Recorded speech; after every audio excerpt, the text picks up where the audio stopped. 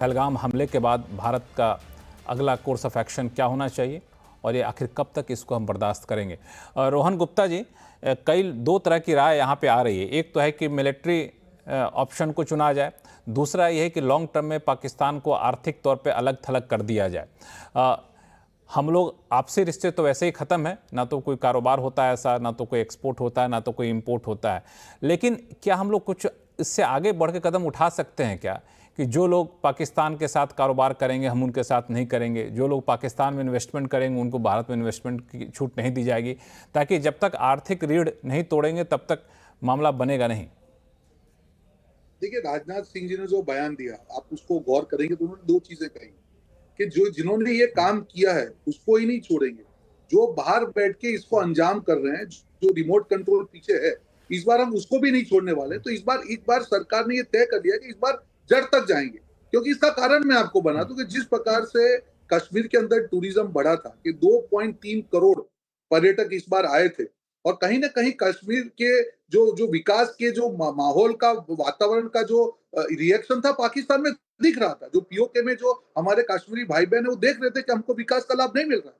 और कहीं ना कहीं बलूचिस्तान हो, पश्तून हो, हर जगह पे ये सरकार और इनकी आर्मी के खिलाफ की आवाजें उठ रही थी, और ये उसका रिएक्शन है। तो पाकिस्तान जो है टूटने के कगार पे है। जिस प्रकार से वहां हमले हुए हैं, जनता वहां से परेशान है, क्योंकि वहां जो भ्रष्टाचार है, जो करप्शन है, उसके कारण जनता को लाभ नहीं मिल रहा। और इसीलिए पाकिस्तान के टुकड़े होने के कगार पे होने की ये इस माहौल में उसके आर्मी चीफ ने जिस प्रकार का बयान दिया, ये जो हिमाकत की है, this is the final nail in coffin. और इंडिया को ये चीज मालूम थी, वैसे ही पाकिस्तान बिखरने की कगार पे था। पर मुझे लगता है कि इस हमले की जो हिमाकत की है, इससे प्रोसेस जल्दी होगा। और सामूहिक तौर पे सिर्फ हम लोग सिर्फ यहाँ पे सिर्फ आर्थिक की बात नहीं करेंगे, लश्करी तौर पे हो, आर्थिक हो, स्ट्रेटेजिक हो, हर तरीके से भारत तैयार है कि इस बार उस तरह से मुंह तोड़ जवाब दे जाएंगे, जो उनके आर्मी चीफ हो या जो उनको हुक्मरान हो, कि हर बार कश्मीर को मुद्दा बनाकर असली मुद्दों से ध्यान भटकाते हैं, उनकी जनता को गुमराह करते हैं, वो आज एक्सपोज हो गए। और इस बार मुंह तोड़ जवाब ऐसा मिलेगा कि ये आखिरी हमला होगा। इसके बाद भारत की ओर देखने की भी हिमाकत ये लोग नहीं करेंगे। बिल्कुल, भारत की ओर देखने की हिमाकत भी नहीं करेंगे। यहाँ पे इफरा जान साहब आपके पास आऊँगा, लेकिन फैज़ल अजीज़ साहब हमारे साथ पाकिस्तान से जुड़ गए हैं, पाकिस्तान के वरिष्ठ पत्रकार हैं। पिछली बार ऑडियो में कोई दिक्कत हो गई थी। फैज़ल अजीज़ साहब, मैं थोड़ा सा अलग सवाल आपसे पूछूंगा कि पाकिस्तान की माली हालत कितनी खस्ता है, किसी से छुपा हुआ नहीं है।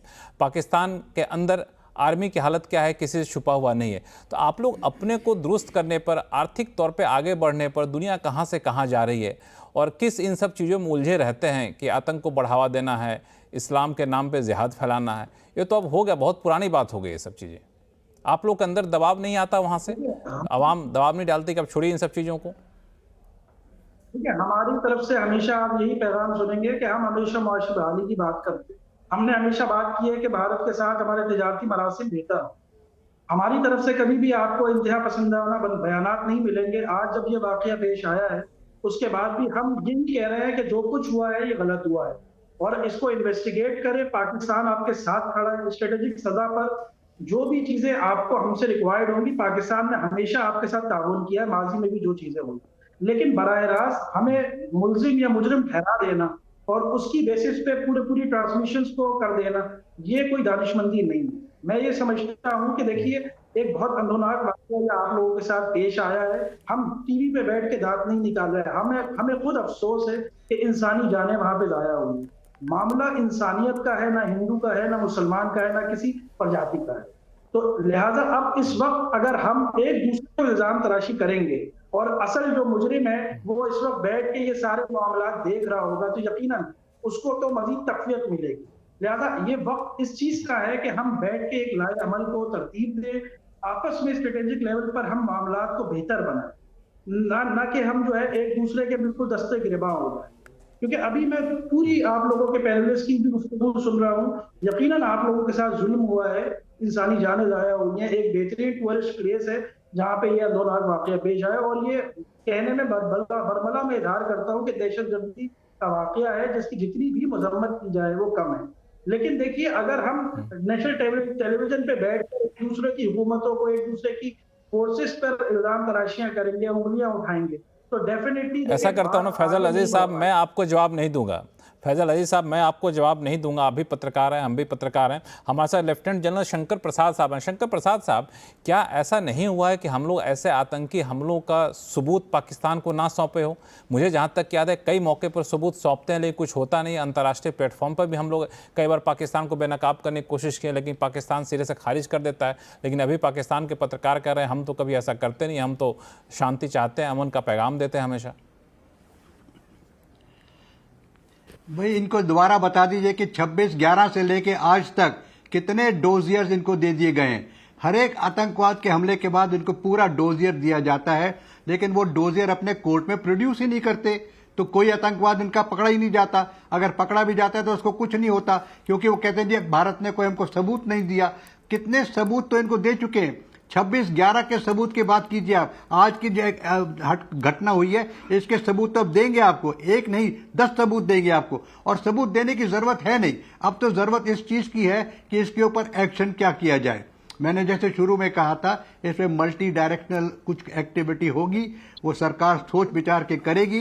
लेकिन अब जहां तक कि इसके डोजियर्स का सवाल है, वो बात अलग रही। इनको डोजियर चाहिए तो किनको डोजियर तो अवश्य मिलेगा, इनको ही नहीं बल्कि इंटरनेशनल फोरम में डोजियर दिखाए जाएंगे, तो इसमें कोई छुपने की बात नहीं है। बिल्कुल यही मैं आपसे सुनना चाह रहा था। दरअसल मैं कहता तो शायद इनको यकीन नहीं होता फैजल अजीज साहब को। कई बार डोजियर दिए गए हैं लेकिन इस डोजियर को आप लोग आगे चल के इन्वेस्टिगेट नहीं करते। यही वजह है कि फिर ऐसे बयान को हम लोग को देना पड़ता है और फिर आप उसको स्वीकार करते नहीं है। एक मिनट रोहन गुप्ता जी, आप संक्षिप्त बोले। इफ्रा जान साहब के पास जाऊंगा, बहुत देर से बैठी हैं। लक्ष्मण जी, रोहन जी, कैसे आप सबूत की बात कर रहे हैं जब जो संगठन ने किया है उसके आका पीओक में बैठे हैं, पूरा विश्व जानता है, ये हमारे पत्रकार साथी भी जानते हैं। आप कौन से मुंह से सबूत की बात कर रहे हैं? ये तो पूरे देश के सामने है। आपके आर्मी चीफ अभी कह रहे हैं कि नहीं हम लोग जो है इस प्रकार की जो हिंदू है, मुसलमान है, ये कश्मीरी है, तो आप कौन से सबूत की बात कर रहे हैं जब मालूम ही है कि आपका इंटेंशन ही ये है कि ध्यान भटकाना है। सबूत की बात तो तब होती है जहां पे कोई शंका हो, यहाँ तो अब यकीन है। क्या आपके जो पीओके का आप उपयोग नहीं होने दे रहे आतंकवाद फैलाने के लिए? ये क्या वहां का संगठन ने इसका जिम्मेदारी नहीं ली है?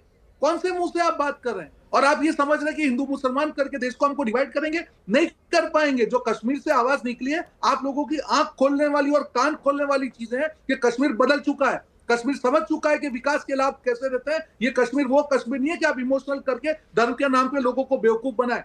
और इसलिए फैजल अजीज साहब, बदले हुए हैं। पत्रकार का एक काम भी है कि सरकार की आंखें खोलें, सरकार को सही फीडबैक दे। आप इस पैनल पे हैं, आप देखिए, आप अपने कलम की ताकत को दिखाइए। इफ्रा जान साहब, मैं आपके पास बहुत देर से आना चाह रहा था। मेरे मन में एक सवाल ये है कि इस घटना के बाद फिर से एक बार सवाल उठता है कि हम लोग अपने स्तर पर, सरकार के स्तर पर वहाँ क्या कुछ ऐसा करें कि इस तरह की घटनाएं ना हो। स्थानीय स्तर पर किसी भी तरह का कोई समर्थन मिला हो तो समर्थन ना मिले, और जो एकजुटता अभी पिछले 24 घंटे में कश्मीर में दिखने को मिली है वो एकजुटता एक नए लेवल पे जाए। देखिए, उसके लिए हम नेशनल कॉन्फ्रेंस जो है, हमारी बात इस बात में बहुत टाइम से क्लियर है कि जब आप लोकल इंटेलिजेंस जो होती है, टेररिज्म से जो ये लड़ाई लड़ी जाएगी, ये तब तक लड़ाई कामयाब नहीं हो सकती जब तक आप लोकल पुलिस को, लोकल एडमिनिस्ट्रेशन को साथ में ना लेके चलें। हमने बार बार कहा था कि जब इलेक्शन हुए थे, इमीडिएटली हमने कहा था कि लोगों ने लाखों की तादाद में निकल के वोट दिया है, इनको इनका स्टेटहुड वापस दिया जाना चाहिए।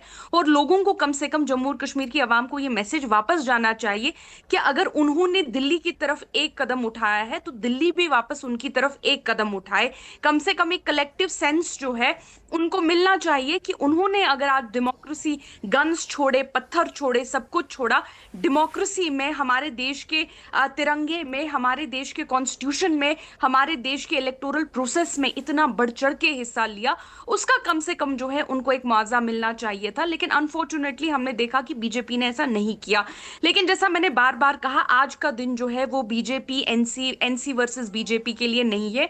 मैं आज कोई पॉलिटिकल बिकरिंग यहाँ पे नहीं करूंगी।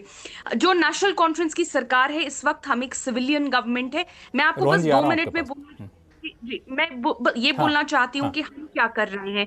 जो ही हमें पता चला कि ऐसा अटैक हुआ है, हमारे जो honourable chief minister Omar Abdullah साहब है, इमीडिएटली वो हमारे देश के ऑनरेबल गृह मंत्री जो है अमित शाह साहब, उनके साथ उन्होंने एक मीटिंग की श्रीनगर में, उनको रिसीव किया, एक प्रॉपर सिक्योरिटी ब्रीफिंग उनको दी।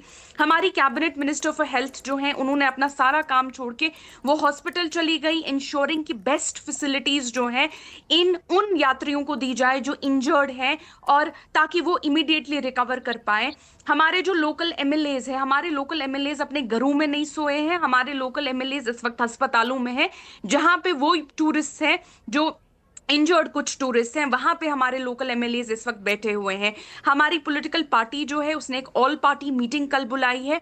नेशनल हाईवे जो है, चूंकि वो बंद हो गया था रामबन लैंडस्लाइड कुछ वक्त पहले, वो इमीडिएटली लोगों ने खोल दिया है वन साइड ट्रैफिक के लिए, ताकि अगर कोई टूरिस्ट जो है वापस जाना चाहे वो वापस जा सकता है। हमारी जो जो हमारी टूरिज्म कॉर्पोरेशन है उसने इमीडिएटली इस टाइम हेल्पलाइन नंबर्स जारी किए हैं पूरे जम्मू और कश्मीर के लिए, ताकि कोई भी टूरिस्ट जो परेशान हो, कुछ भी तकलीफ हो, वो इमीडिएटली टूरिस्ट हेल्पलाइन को कॉल कर सकता है। वो हमने एक इमरजेंसी हेल्पलाइन सेटअप कर दिया है। हालांकि इसमें इफ्राजान साहब खबर ये भी आ रही थी कि कई सारे स्थानीय युवाओं को पुलिस ने पूछताछ के लिए हिरासत में लिया है।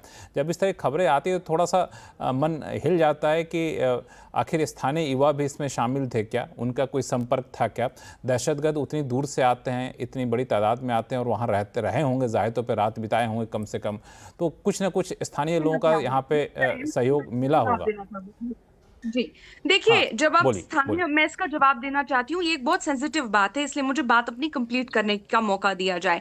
जब मैंने बार बार कहा, जब मुंबई अटैक हुए तब महाराष्ट्र में भी लोकल लोगों से पूछताछ हुई होगी कि कहाँ से आए, कहाँ बैठे, किधर खाना खाया, किधर चाय पी।